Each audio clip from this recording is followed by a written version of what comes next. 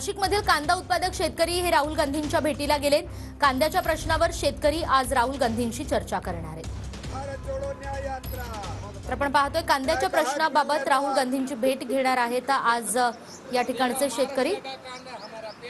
अधिक माहिती आपण घेऊयात आपले प्रतिनिधी नंदकिशोर गावडे यांच्याकडून। नंदकिशोर, कांदा उत्पादक शेतकऱ्यांच्या नेमक्या समस्या आणि मागण्या काय?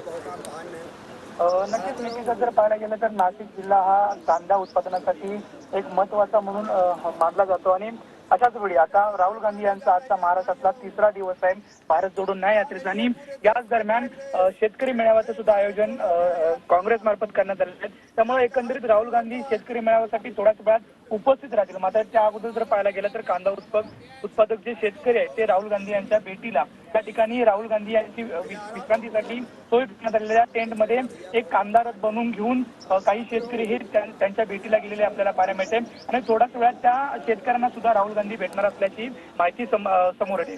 खरं तर कांदा जी निर्यात बंदी आहे ती प्रमुख मागणी या शेतकऱ्यांकडून केली जाते।